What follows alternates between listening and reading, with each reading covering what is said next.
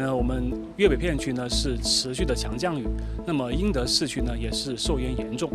那么我们截止到今天晚上8时的这个时间段，我们全英德市呢是一共出警了超过300余起，营救和转移的备课人员是超过1000人的。在哪里进？现在在哪里进？